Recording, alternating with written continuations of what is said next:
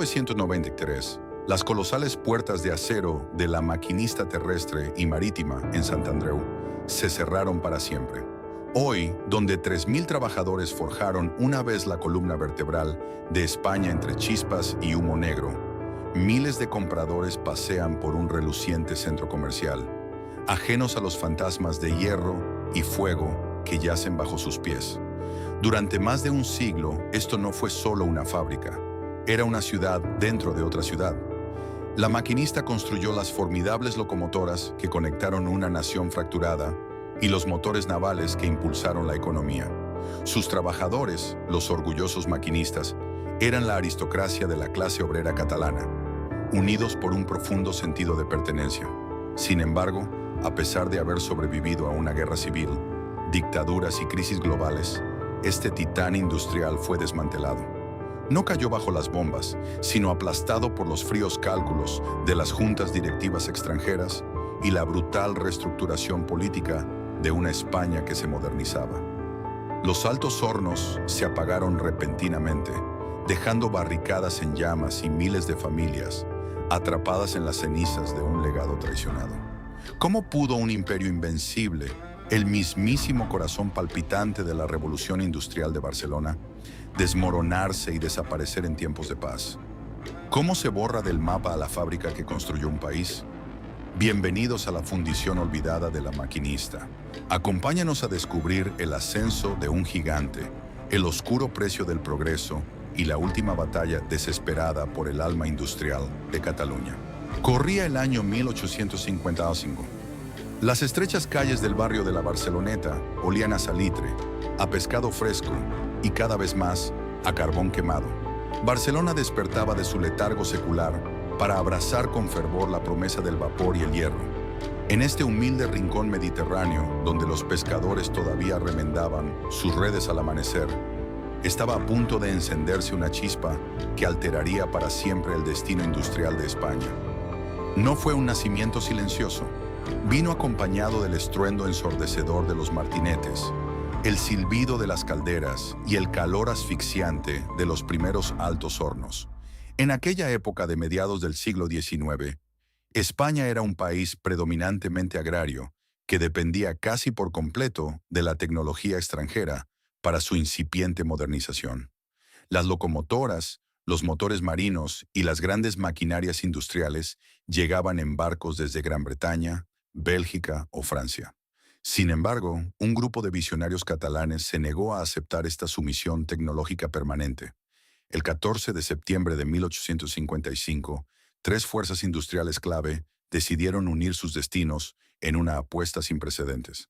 La prestigiosa fundición de Valentín Esparó, los avanzados talleres mecánicos de Nicolás Tous y el genio financiero y comercial de la familia Girona se fusionaron. El resultado de esta audaz e histórica alianza fue una empresa con un nombre que pronto resonaría como un trueno en todos los rincones de la península: la Maquinista Terrestre y Marítima, MTM. El objetivo de estos pioneros no era simplemente abrir una fábrica más para producir herramientas o piezas menores. El propósito era monumental. Querían forjar la independencia industrial de un país entero. Con un capital inicial extraordinario para la época, la Maquinista se erigió rápidamente como el faro indiscutible de la revolución industrial en Cataluña. Los primeros años en los inmensos talleres de la calle San Fernando, ubicados en plena Barceloneta, fueron un despliegue sobrecogedor de fuerza bruta y destreza humana. En estas naves oscuras, iluminadas casi exclusivamente por el resplandor anaranjado del metal fundido y las chispas errantes, hombres con los rostros tiznados de hollín trabajaban jornadas extenuantes. El calor era tan intenso que el aire parecía temblar a su alrededor. Aquí, en los albores de la industrialización, no había ordenadores ni procesos automatizados. El acero se domaba a base de músculo, sudor y un profundo conocimiento empírico transmitido celosamente de maestros a aprendices. Nació entonces, en medio del humo, el concepto del maquinista, no solo como una mera descripción de puesto, sino como un verdadero título de honor. Ser un maquinista era pertenecer a una nueva élite, hombres capaces de comprender el lenguaje del hierro candente y convertirlo en la maquinaria del progreso. De estas instalaciones primigenias comenzaron a salir, lenta pero inexorablemente, las estructuras metálicas que transformarían por completo el paisaje urbano y civil de España. La maquinista no solo fabricaba piezas, construía el esqueleto físico de la modernidad. Puentes de hierro robustos que por fin salvaban ríos indomables, las inmensas y elegantes vigas del mercado del Born y la imponente estructura del mercado de San Antonio, en Barcelona, llevaban su firma inconfundible. Cada remache golpeado al rojo vivo, cada viga ensamblada, era un testimonio innegable de la precisión y el orgullo de aquellos primeros operarios. Pero el verdadero desafío, la prueba de fuego definitiva para el coloso recién nacido, estaba aún por llegar. Construir mercados y puentes era un logro notable, pero la verdadera sangre de la economía global del siglo XIX fluía a través de las infinitas vías del tren y a lo largo de las rutas transoceánicas. España necesitaba desesperadamente conectar sus ciudades geográficamente fracturadas y potenciar su flota naval comercial. En este terreno, los gigantes europeos de la ingeniería dominaban el mercado de manera implacable. Las empresas ferroviarias que operaban en España, a menudo controladas por un denso tejido de capital extranjero, preferían sistemáticamente comprar locomotoras británicas o francesas, considerando a la industria nacional como incapaz de igualar su calidad, fiabilidad o potencia. La maquinista terrestre y marítima rechazó frontalmente esta narrativa de inferioridad.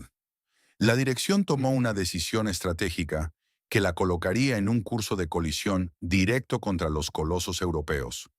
No se conformarían con ser un mero taller mecánico para obras civiles y reparaciones. Fabricarían sus propios motores de vapor y, lo más ambicioso de todo, construirían sus propias locomotoras pesadas. El taller de la Barceloneta se convirtió entonces en un auténtico laboratorio de titanes.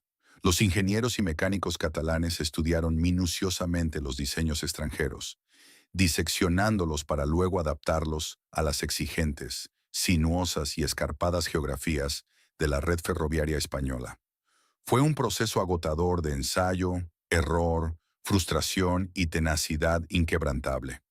Pronto las calderas navales y los primeros motores marinos comenzaron a salir de las fábricas, impulsando buques que lograrían cruzar el Atlántico. Sin embargo, el clímax emocional de esta primera etapa fundacional llegó con la fabricación de las primeras locomotoras de vapor íntegramente nacionales. Cuando la primera de estas bestias de hierro exhaló su denso humo blanco, hizo rechinar sus engranajes y emitió un silbido desgarrador hacia el cielo de Barcelona, no solo estaba lista para rodar, estaba anunciando a toda Europa que el monopolio extranjero había terminado. No obstante, este éxito abrumador trajo consigo su propio límite físico. A medida que las máquinas crecían exponencialmente en tamaño, tonelaje y complejidad, las instalaciones originales en la Barceloneta comenzaron a asfixiarse. Las calles estrechas y laberínticas del antiguo barrio de pescadores ya no podían contener el inmenso volumen de acero que se producía en su interior. Los vecinos convivían a diario con un ruido atronador que hacía vibrar los cimientos de sus casas. Transportar aquellas piezas colosales desde el interior de la fábrica hasta el puerto o las estaciones de tren se convirtió en una pesadilla logística casi insalvable. El gigante había despertado por completo, pero su cuna se había quedado irremediablemente pequeña. Para sobrevivir, para poder seguir alimentando la insaciable sed de acero y velocidad de un país en plena y turbulenta transformación, la maquinista necesitaba expandirse drásticamente. Necesitaba un territorio inmenso, sin fronteras urbanas asfixiantes, conectado directamente con las grandes arterias ferroviarias nacionales. El coloso de hierro estaba a punto de dar el paso más grande y decisivo de su historia. Un movimiento geográfico que no solo redefiniría el futuro de la empresa, sino que daría origen a la época dorada de la industria pesada española y forjaría una cultura obrera sin precedentes. El horizonte de Barcelona comenzaba a cambiar drásticamente. Las antiguas instalaciones de la Barceloneta, asfixiadas por el denso entramado urbano y las quejas constantes de los vecinos por el ruido atronador, habían cumplido su propósito fundacional. Pero el coloso necesitaba expandir sus pulmones de fuego. Fue a principios del siglo XX, culminando en un traslado monumental hacia la década de 1920, cuando la maquinista terrestre y marítima clavó sus nuevas y definitivas raíces en el barrio de Sant Andreu de Palomar. No se trataba de una simple reubicación industrial. Era la conquista de un vasto territorio de más de 100.000 metros cuadrados, un espacio inmenso, llano y estratégicamente acariciado por las líneas ferroviarias que conectarían el vientre de la fábrica directamente con las arterias de la península ibérica. Al levantar sus colosales naves de ladrillo visto, coronadas por inmensas cristaleras que dejaban caer haces de luz sobre el polvo en suspensión, Sant Andreu dejó de ser un apacible arrabal para transformarse en el epicentro absoluto de la metalurgia pesada. El corazón de acero de España había encontrado su fortaleza. Sin embargo, el verdadero bautismo de fuego de estas nuevas instalaciones llegaría tras la noche más oscura del país. Tras la devastación absoluta de la Guerra Civil Española, 1936-1939, la nación quedó convertida en un paisaje de escombros, puentes dinamitados y un sistema de transporte completamente paralizado. El nuevo régimen dictatorial de Francisco Franco, aislado políticamente del resto del mundo, instauró una severa política de autarquía económica. Las fronteras se cerraron a cal y canto para las importaciones. España tenía que reconstruirse a sí misma con sus propias manos, utilizando únicamente sus propios recursos. En este escenario de aislamiento extremo y necesidad desesperada, en 1941 se fundó la Red Nacional de los Ferrocarriles Españoles, Renfe, y la maquinista se erigió de la noche a la mañana en el salvador imprescindible del Estado. Fue el inicio de una era de producción febril, un clímax industrial sin precedentes. Los talleres de Sant Andreu operaban día y noche en una sinfonía ensordecedora de martillos pilones, prensas hidráulicas y el rugido insaciable de los hornos de fundición. De sus entrañas nacieron máquinas legendarias, bestias mecánicas que se tatuarían en la memoria colectiva del país. Locomotoras de vapor colosales, como la célebre serie Santa Fe, las más pesadas y potentes jamás construidas en Europa Occidental en su momento, o las infatigables Mikado, emergían de las naves de montaje envueltas en nubes de vapor, listas para arrastrar trenes de mercancías kilométricos a través de la accidentada geografía ibérica. Para forjar estos leviatanes de acero, se requería mucho más que simples obreros. Se necesitaba una estirpe especial de hombres. Fue en estos años de máxima exigencia cuando se cimentó definitivamente la leyenda de la cultura laboral de la maquinista. Los trabajadores de MTM no se consideraban simples jornaleros intercambiables. Se veían a sí mismos, con justificado orgullo, como la auténtica aristocracia de la clase obrera catalana. El nivel de especialización técnica era asombroso. Forjadores que sabían leer la temperatura exacta del metal incandescente solo por su color. Torneros capaces de mecanizar piezas de varias toneladas con precisiones milimétricas sin la ayuda de ordenadores. Ajustadores cuyas manos, endurecidas por las cicatrices y el aceite, ensamblaban engranajes complejos con la delicadeza de un relojero. Ser aceptado en la maquinista era un salvoconducto hacia el respeto social y la estabilidad económica. La lealtad a la empresa era un valor sagrado que se transmitía en la mesa de la cena familiar. Era habitual encontrar a abuelos, padres e hijos trabajando simultáneamente bajo el mismo techo. Se formó una hermandad inquebrantable, forjada en el calor asfixiante de la fundición, unida por el peligro constante de los accidentes laborales y cohesionada por el profundo sentido de pertenencia a algo infinitamente más grande que ellos mismos. Construían las venas que mantenían vivo al país. No obstante, detrás de esta fachada de poder absoluto, gloria industrial y cifras de producción récord, se estaba gestando una falla tectónica silenciosa. El inmenso volumen de trabajo que fluía hacia la maquinista durante las décadas de 1940 y 1950 ocultaba un peligro mortal. El modelo de la autarquía franquista, al eliminar por completo la competencia extranjera, había creado un mercado cautivo, un ecosistema artificial donde la maquinista no tenía rivales que amenazaran su trono.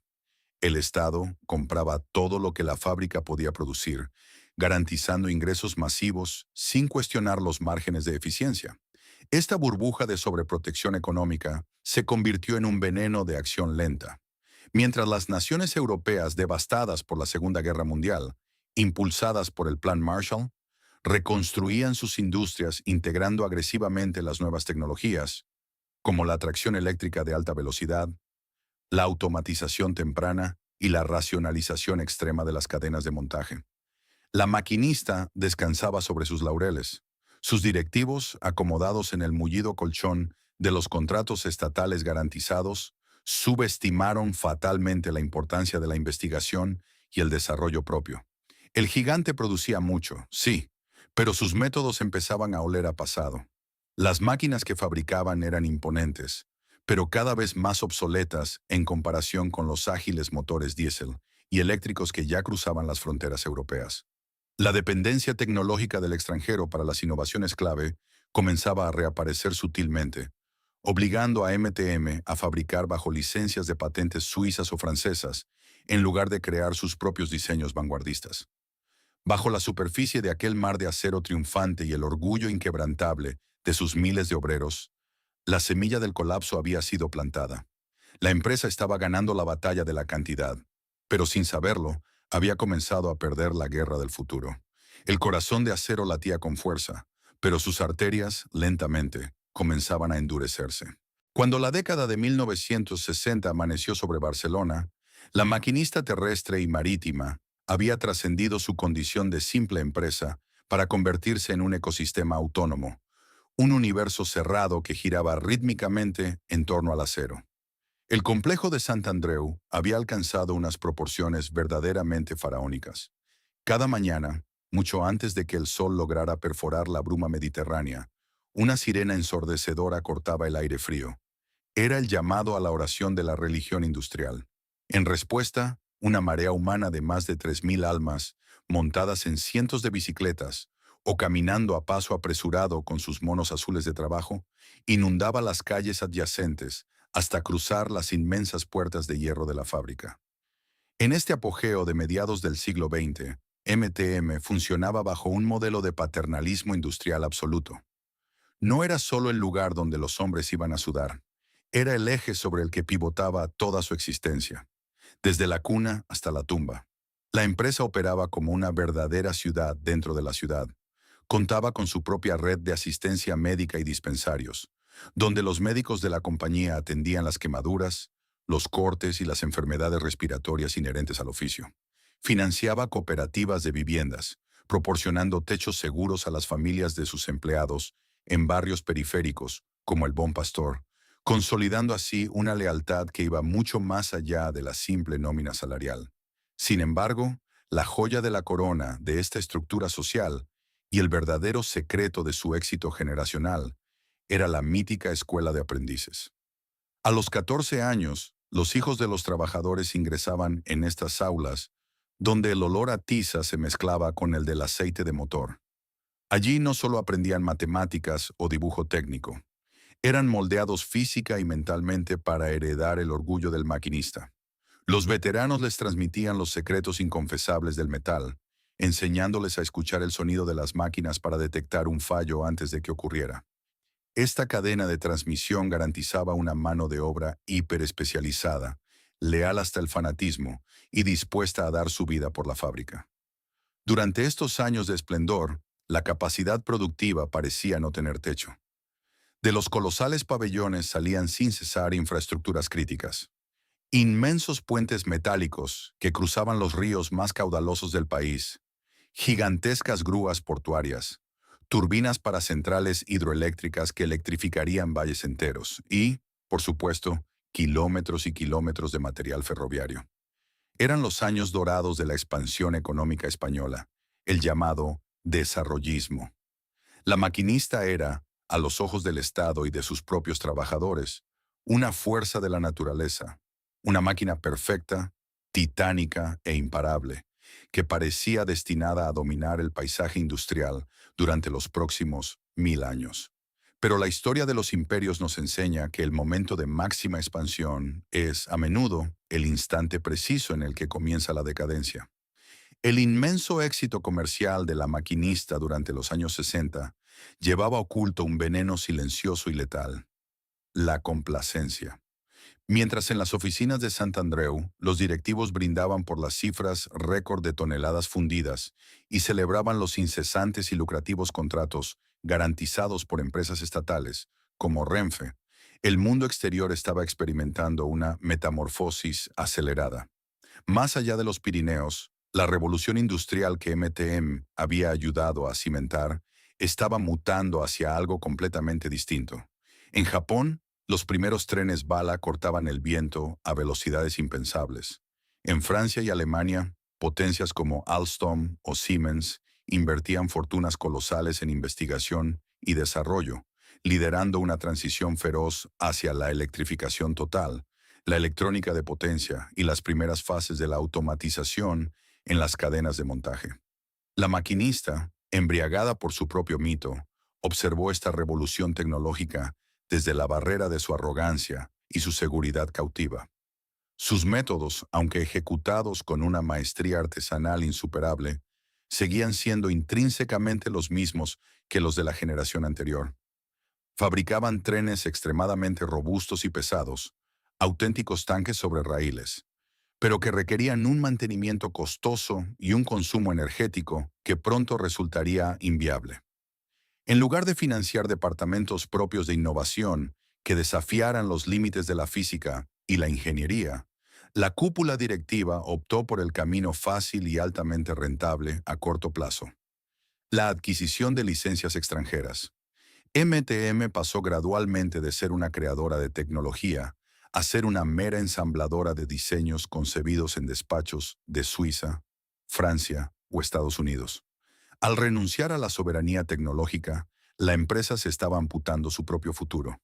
Esta falta de visión se reflejaba también en la estructura interna de la fábrica. La administración se había vuelto ciberbética, lenta y excesivamente burocratizada, incapaz de tomar decisiones ágiles. Los talleres, a pesar de su tamaño imponente, comenzaban a mostrar signos de obsolescencia.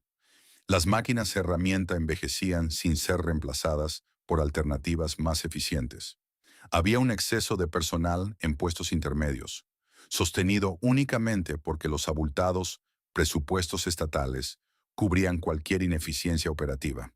Los trabajadores, aislados en su burbuja de privilegios sociales y estabilidad laboral, no podían ver la tormenta que se acumulaba en el horizonte internacional. Veían salir trenes y entrar acero, asumiendo que la bonanza era eterna. No obstante, el gigante tenía pies de barro. La máquina imparable seguía avanzando a toda velocidad, pero nadie en el puente de mando se había dado cuenta de que las vías frente a ellos estaban a punto de desaparecer. La década de 1970 estaba a punto de llamar a sus puertas, y no traería consigo nuevos contratos millonarios, sino una crisis global que pondría a prueba cada remache, cada viga y cada ilusión de este imperio de hierro. La ilusión de invulnerabilidad que envolvía a la maquinista terrestre y marítima comenzó a resquebrajarse de forma abrupta y violenta al despuntar la década de 1970. El espejismo de un crecimiento infinito, sostenido por el aislamiento económico del país, se hizo añicos cuando el mundo exterior irrumpió con la fuerza de un huracán. En 1973 estalló la primera gran crisis mundial del petróleo. De la noche a la mañana, el precio del crudo se multiplicó, arrastrando consigo los costes de la energía y las materias primas a niveles estratosféricos. Para un coloso devorador de recursos como MTM, cuyas inmensas naves en Sant Andreu requerían cantidades colosales de electricidad y carbón para mantener vivos sus altos hornos y hacer funcionar su pesada maquinaria, este impacto externo fue un golpe directo a la línea de flotación. La crisis energética internacional desnudó instantáneamente la cruda realidad que los directivos habían intentado ignorar durante años. Fabricar las colosales locomotoras y las masivas estructuras de acero que habían dado fama a la empresa se volvió repentinamente prohibitivo. Frente a competidores internacionales que habían invertido en eficiencia energética y procesos ágiles, los métodos de la maquinista resultaban escandalosamente caros y anticuados. Los trenes que ensamblaban eran pesados y consumían demasiada energía, justo en un momento histórico en el que el mundo entero exigía ligereza, rapidez y ahorro de combustible. A esta brutal sacudida económica se sumó un terremoto político interno de proporciones históricas. En noviembre de 1975, la muerte del dictador Francisco Franco marcó el fin del régimen que había amamantado a la empresa y el inicio de la compleja transición a la democracia en España. Las reglas del juego cambiaron drásticamente. El Estado español, asfixiado por una inflación galopante y un déficit público insostenible, ya no podía permitirse el lujo de inyectar dinero a fondo perdido en las industrias pesadas nacionales sin exigir rentabilidad. La Red Nacional de los Ferrocarriles Españoles, Renfe, el cliente del que MTM dependía casi en exclusiva, comenzó a mirar hacia el extranjero, buscando alternativas más baratas y tecnológicamente superiores para modernizar su envejecida flota. El escudo protector del proteccionismo estatal, que había mantenido a raya a los lobos europeos durante décadas, se desvaneció, dejando a la maquinista a la intemperie frente a un mercado global despiadado. En este clima de extrema tensión e incertidumbre, la histórica y sagrada paz social dentro de la fábrica saltó por los aires.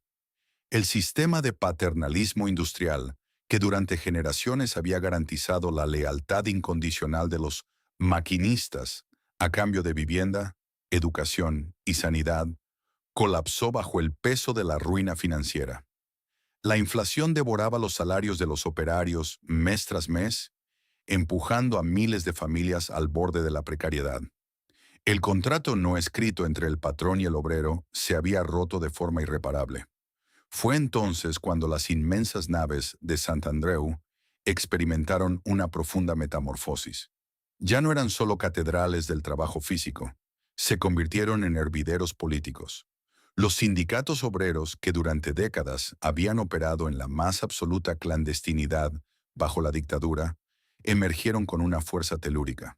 Comisiones Obreras, COO, y la Unión General de Trabajadores, UGT, encontraron en la maquinista un bastión inexpugnable, organizando a una plantilla que, sintiéndose traicionada y acorralada, estaba dispuesta a pelear por su supervivencia. Las chispas de los sopletes fueron sustituidas por el fuego de las asambleas improvisadas. El ensordecedor ruido de la producción fue reemplazado, por primera vez en la historia del recinto, por el ominoso silencio de las huelgas masivas. Los tornos se detuvieron, los martinetes quedaron suspendidos en el aire y las puertas de la fábrica, antaño símbolo de progreso, se convirtieron en líneas de piquetes. Los trabajadores, aquellos mismos hombres que se enorgullecían de ser la aristocracia del metal, se vieron obligados a cambiar las herramientas por pancartas y megáfonos, exigiendo subidas salariales acordes al coste de la vida y garantías de que sus puestos de trabajo no serían sacrificados en el altar de los recortes corporativos. Las tensiones alcanzaron niveles insoportables.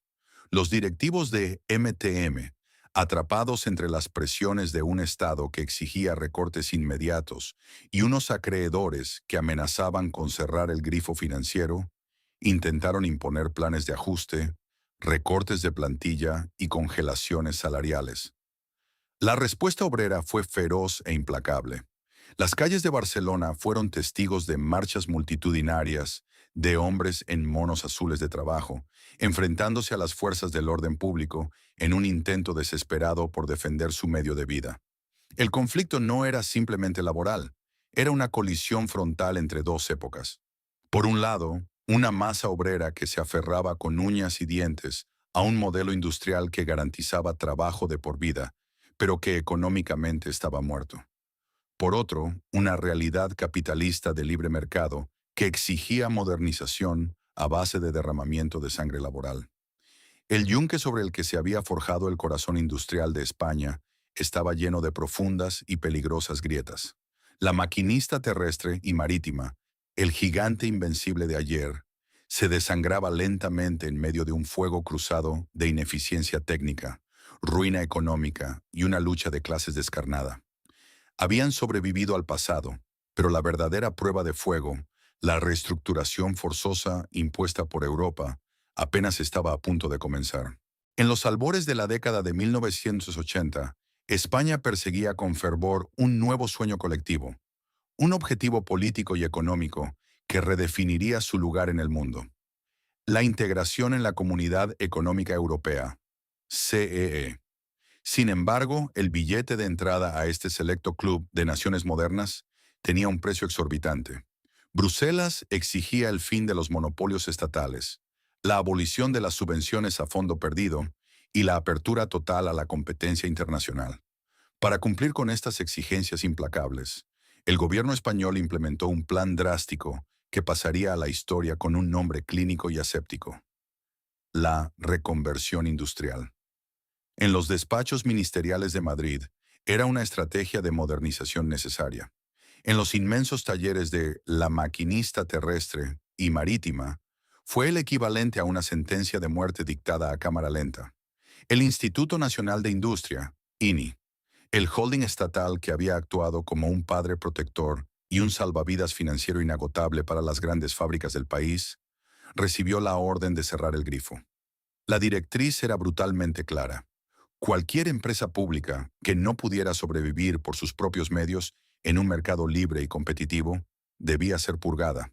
De la noche a la mañana, el inmenso escudo protector que había aislado a MTM de la realidad global se evaporó, dejando al gigante de Santandreu a la intemperie. La exposición repentina a los elementos del libre mercado reveló una verdad aterradora. La Maquinista, el orgullo de la ingeniería catalana, no era un atleta preparado para competir en las Olimpiadas Industriales Europeas. Era un leviatán pesado, lento y enfermo. Su estructura corporativa estaba hipertrofiada, con miles de empleados anclados en convenios laborales rígidos que la empresa, sin el dinero del Estado, ya no podía pagar. Sus procesos de producción, aunque ejecutados con una maestría artesanal innegable, requerían tiempos de entrega que duplicaban a los de sus competidores alemanes o franceses. La calidad de su acero y la robustez de sus trenes ya no eran suficientes. En la Nueva Europa, lo que dictaba la supervivencia era la eficiencia, el software, la electrónica avanzada y los márgenes de beneficio milimétricos. El impacto psicológico de la reconversión industrial sobre la plantilla fue devastador. Los maquinistas, que habían heredado el orgullo de ser la vanguardia de la clase obrera, se vieron repentinamente señalados por la prensa y la clase política como una carga insostenible, un anacronismo que lastraba el progreso del país. El gobierno, que antes celebraba la botadura de cada locomotora como un triunfo nacional, ahora enviaba auditores con calculadoras para evaluar cuántos cientos de puestos de trabajo debían ser destruidos para cuadrar un balance contable. La tensión en las inmensas naves de ladrillo se podía cortar con un cuchillo, mientras el sonido de los altos hornos comenzaba a ser ahogado por el eco de los despidos inminentes. Acorralada contra las cuerdas y consciente de que el abismo financiero se abría bajo sus pies, la dirección de la Maquinista intentó una desesperada huida hacia adelante. Si la supervivencia exigía modernización, iban a modernizarse a cualquier precio. Se diseñaron apresurados planes de reestructuración y se inyectaron los últimos préstamos disponibles en un intento agónico por actualizar las instalaciones de Santandreu. Las antiguas herramientas mecánicas, ennegrecidas por décadas de grasa y sudor, comenzaron a ser reemplazadas por las primeras máquinas de control numérico. Se intentó racionalizar la infinita cadena de montaje y se buscaron nuevos nichos de mercado más allá de las locomotoras pesadas, intentando diversificar la producción hacia componentes más ligeros y sistemas de transporte urbano. Sin embargo, estas medidas tenían el trágico aroma de ser demasiado escasas y de llegar demasiado tarde. Intentar transformar la cultura productiva de un gigante centenario en cuestión de meses era como tratar de cambiar el rumbo de un inmenso transatlántico cuando el iceberg ya estaba raspando el casco. El daño estructural era profundo e irreversible. Las inversiones tardías en tecnología no hicieron más que disparar el endeudamiento de la compañía hasta niveles asfixiantes. Los intereses de la deuda devoraban cualquier atisbo de beneficio operativo. Mientras tanto, la conflictividad laboral no daba tregua. Los sindicatos, negándose a aceptar que los trabajadores pagaran con su sustento los errores de décadas de mala gestión directiva, mantuvieron un pulso de hierro con huelgas parciales y paros que paralizaban la ya maltrecha producción, espantando a los pocos clientes internacionales que aún confiaban en la firma. Hacia finales de la década de los 80, los libros de cuentas de La Maquinista Terrestre y Marítima mostraban un escenario dantesco. La hemorragia de capital era imparable. El Estado español, firme en su compromiso europeo, dejó claro que no habría un rescate mágico. La independencia del gigante industrial catalán, aquel sueño forjado en 1855 en las estrechas calles de la Barceloneta, había llegado a su límite físico y financiero. En los pasillos de la empresa y en las asambleas obreras, una comprensión helada comenzó a asentarse en el ambiente. La maquinista ya no podía salvarse a sí misma. La única alternativa al cierre inmediato y la liquidación total de sus activos era una capitulación absoluta. Entregar las llaves de la fábrica, ceder el control tecnológico y sacrificar la soberanía nacional a manos del capital extranjero. El coloso estaba de rodillas, herido de muerte y a merced de los tiburones corporativos que ya oteaban el horizonte desde el otro lado de los Pirineos, listos para devorar lo que quedaba del corazón de acero de España. El calendario marcaba el año 1989, una fecha que quedaría grabada a fuego como el principio del fin para el coloso de Santandreu.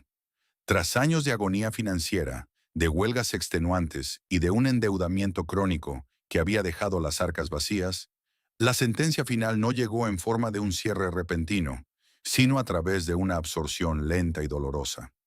El Estado español, desesperado por deshacerse de lo que consideraba un pozo sin fondo de pérdidas públicas y decidido a cumplir con las estrictas cuotas de privatización exigidas por la Nueva Europa, puso a la maquinista terrestre y marítima en el escaparate del mercado internacional.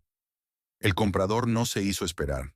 La multinacional franco-británica Heck Alstom, un verdadero titán global de la energía y el transporte, adquirió la histórica firma catalana.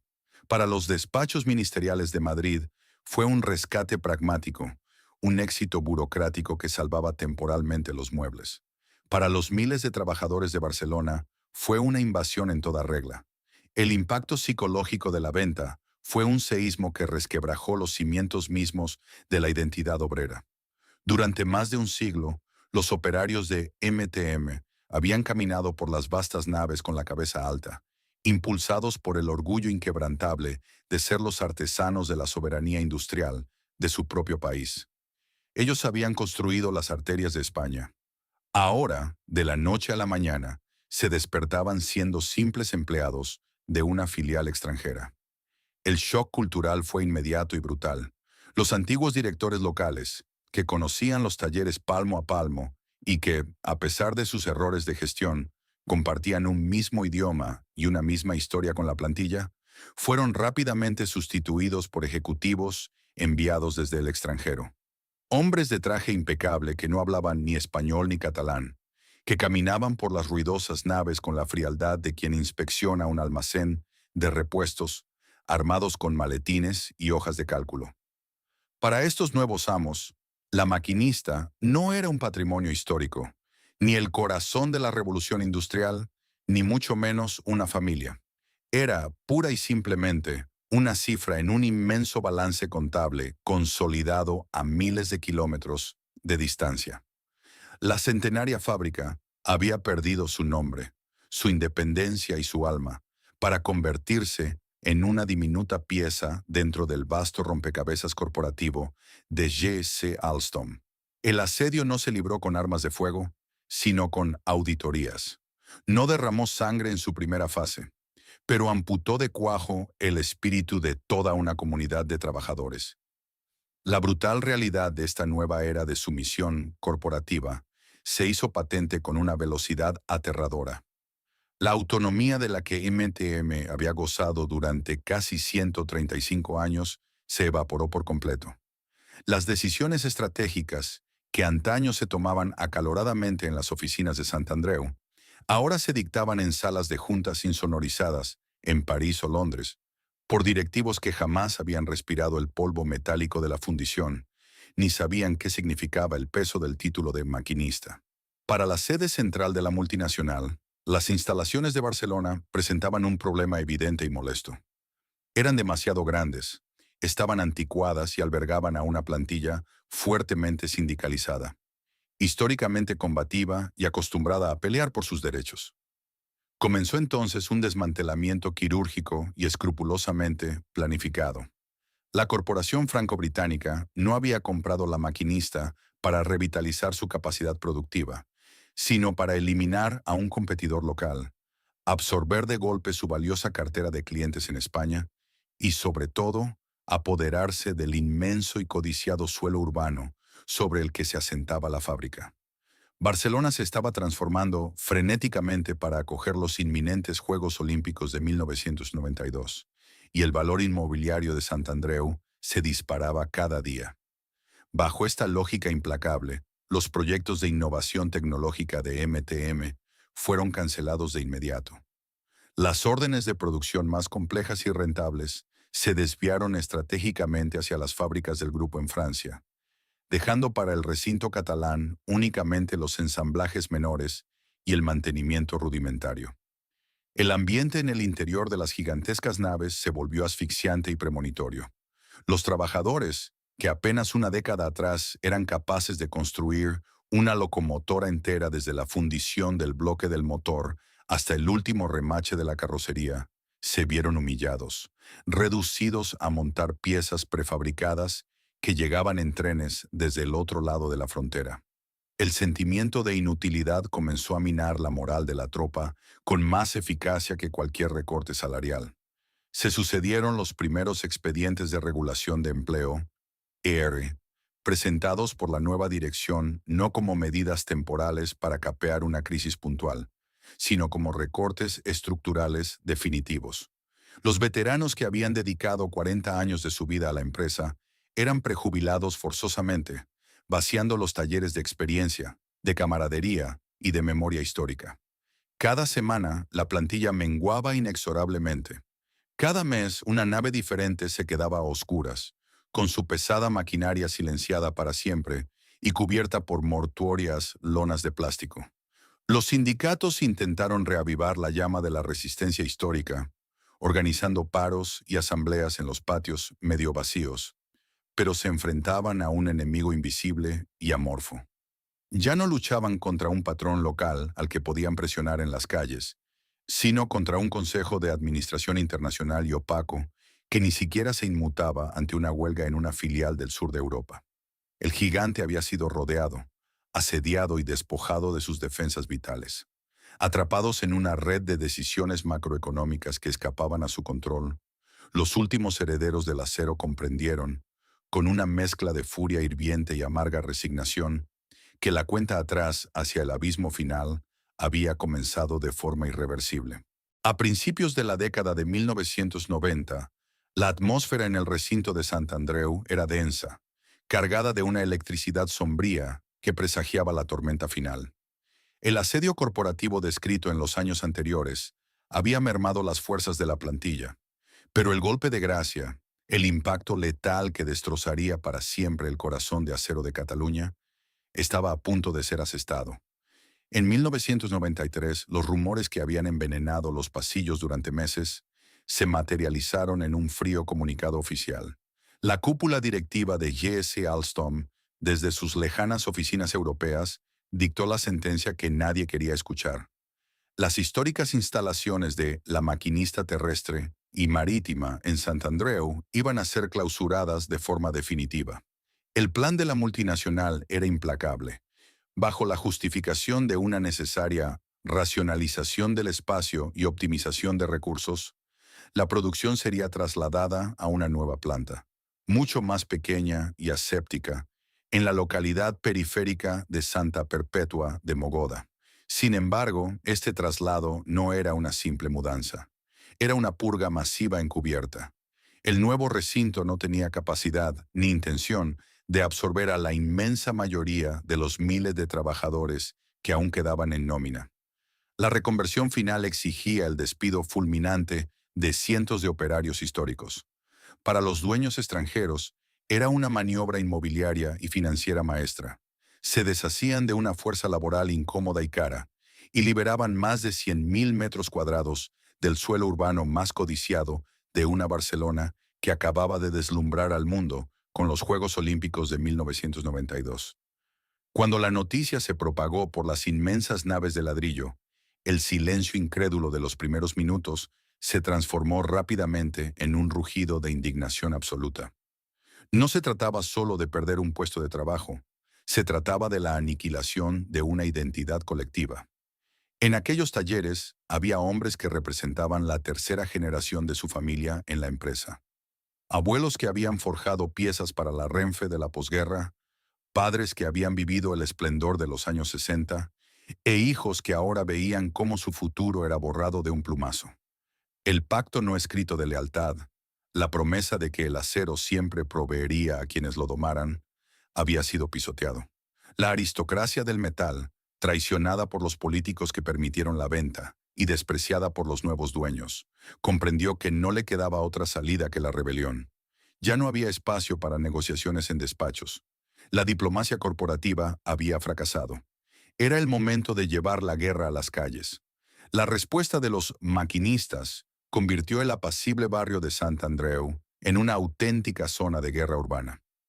Las herramientas de precisión y los pesados martillos fueron abandonados en los bancos de trabajo, mientras los operarios, ataviados con sus icónicos monos azules, tomaban los accesos a la fábrica. La rabia contenida durante años de asedio corporativo estalló en una espiral de violencia desesperada.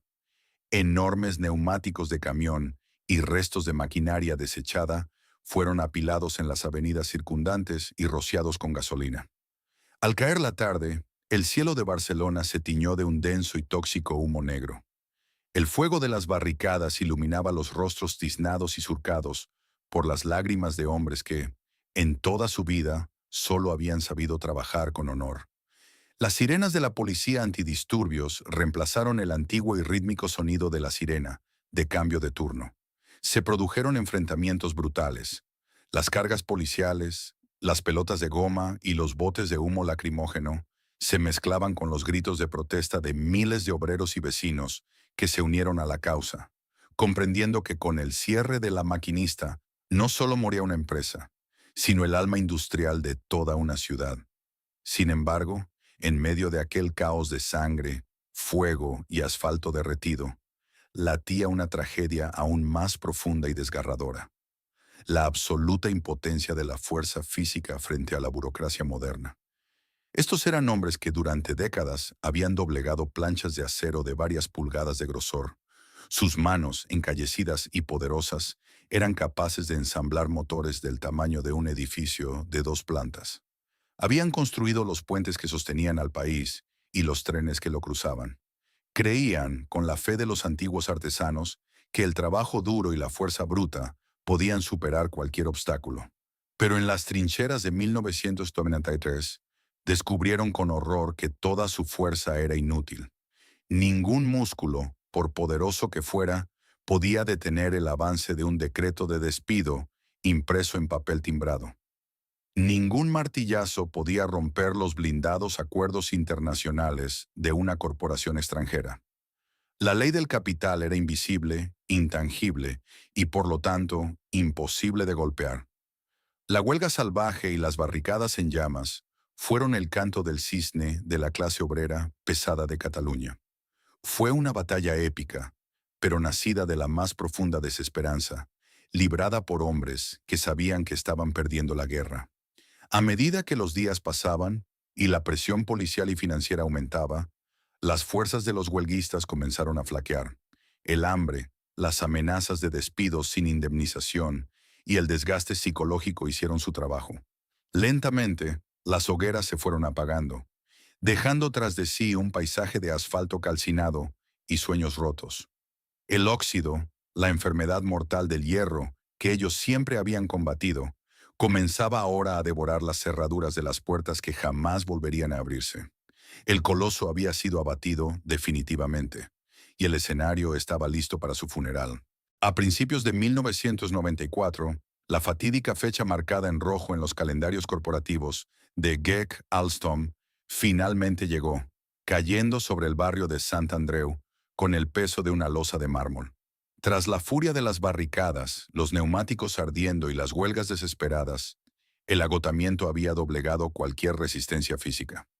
El último día de producción en las históricas naves de La Maquinista Terrestre y Marítima no estuvo acompañado de discursos oficiales, ni de ceremonias, ni de la presencia de políticos que años atrás se habrían agolpado para fotografiarse frente a una nueva locomotora. Solo quedaba un ambiente fúnebre, denso y cargado de una tristeza infinita. Para los centenares de trabajadores que cruzaron las inmensas puertas de hierro aquella mañana, no era un simple final de turno, era asistir, en tiempo real, al funeral de su propia historia. El proceso de apagado de la fábrica fue metódico y desgarrador. Durante más de un siglo, el recinto había sido un organismo vivo, un ecosistema donde el rugido ensordecedor de los martinetes, el silbido agudo de las válvulas de presión y el calor asfixiante de los altos hornos dictaban el ritmo de la vida de miles de familias. Ahora, ese inmenso corazón de acero estaba sufriendo un paro cardíaco programado. Las calderas se dejaron enfriar lentamente, apagando su resplandor anaranjado hasta convertirse en monumentos grises y fríos. Las grandes prensas hidráulicas, capaces de aplastar toneladas de metal con precisión milimétrica, completaron su último ciclo y se detuvieron, suspendidas en el aire para siempre. Las luces de las naves de montaje comenzaron a apagarse sector por sector, sumiendo las gigantescas catedrales de ladrillo en una penumbra fantasmal. En las taquillas y bancos de trabajo se desarrollaban escenas de un dolor silencioso y profundo. Hombres curtidos, que habían entregado 40 años de su vida a la fundición y cuyos rostros estaban grabados con las cicatrices del hierro y el aceite ardiente, recogían lentamente sus pertenencias. Guardaban en cajas de cartón sus calibradores, sus llaves inglesas y aquellas herramientas personalizadas que en muchos casos habían heredado de sus propios padres. El orgullo de ser un maquinista, aquel título honorífico no escrito que les había otorgado respeto y dignidad, se desvanecía en el polvo que flotaba bajo los últimos haces de luz que se filtraban por las cristaleras sucias. Y entonces llegó el momento final. Al finalizar la jornada, la mítica sirena de la maquinista rasgó el aire del barrio de Sant Andreu por última vez. Durante décadas, aquel sonido agudo y potente había sido el reloj del barrio, marcando el inicio y el fin de los turnos, llamando a los hombres al trabajo o anunciando el ansiado descanso. Pero aquella tarde, el silbido no fue una llamada a la acción, sino un lamento largo, agónico y definitivo, que reverberó por las calles vacías. Tras ese último eco, un silencio absoluto, opresivo y antinatural, cayó sobre las más de 10 hectáreas del complejo industrial. El ruido de la revolución industrial había cesado en Barcelona. Lo que siguió al cierre definitivo de las puertas fue un proceso de desmembramiento implacable, un festín de los buitres financieros sobre el cadáver de un gigante. Con la plantilla histórica prejubilada forzosamente o trasladada en ínfima minoría a las asépticas instalaciones de Santa Perpetua, el recinto de Sant Andreu quedó a merced de los equipos de demolición y las empresas de chatarra. La corporación extranjera tenía prisa por vaciar el terreno, por borrar cualquier vestigio del pasado industrial, para poder materializar la colosal operación inmobiliaria que verdaderamente justificaba su inversión. El interior de las naves se convirtió en un escenario posapocalíptico. Equipos de chatarreros, armados con sopletes de acetileno, comenzaron a descuartizar las inmensas maquinarias que, apenas unos meses antes, habían forjado los trenes de toda una nación. Los pesados tornos paralelos, las fresadoras monumentales y las gigantescas grúas puente fueron cortados sin piedad en trozos manejables. No se trataba a aquellas máquinas como piezas de ingeniería, ni como patrimonio histórico de la ciudad. Se las despojó de todo su significado para reducirlas a su forma más básica: metal al peso. Cada chispa del soplete cortando el acero centenario era un insulto a la memoria de los hombres que las habían operado. Toneladas de hierro forjado de la más alta calidad, herramientas únicas e irreemplazables, fueron cargadas en camiones y vendidas a precio de derribo para ser fundidas nuevamente. A medida que el equipo se retiraba, las naves quedaban convertidas en cavernas vacías y desoladas. El olor acre del metal oxidado, el polvo de ladrillo y la humedad de la tierra removida sustituyeron para siempre al aroma característico de la grasa, el humo de carbón y el ozono de las soldaduras. Los inmensos ventanales, ahora rotos, dejaban entrar al viento, que silbaba entre las columnas de hierro colado, creando una sinfonía macabra y hueca. El impacto visual de aquel vacío era abrumador. Donde antes bullía una ciudadela industrial vibrante y autosuficiente, donde trenes colosales daban sus primeros movimientos y miles de obreros se cruzaban en un baile perfectamente sincronizado. Ahora solo existía la nada. Un desierto de cemento y paredes desnudas en medio del entramado urbano, de una Barcelona que corría hacia la modernidad, dándole la espalda a su propio pasado. El silencio de Sant Andreu era más que la ausencia de ruido. Era la evidencia palpable y devastadora de que una era entera de la historia de España había sido borrada del mapa, sacrificada en el altar invisible del beneficio global. La maquinaria pesada, el latido del país, había sido silenciada de forma definitiva. Hoy, si uno camina por el distrito de Sant Andreu en una tarde de sábado cualquiera, se encontrará inmerso en un mar de gente, luces de neón y música que emana de altavoces cuidadosamente ocultos. El aire, antaño denso y pesado por el humo del carbón y el polvo de hierro, ahora huele a perfumes de marca, a café tostado y a comida rápida.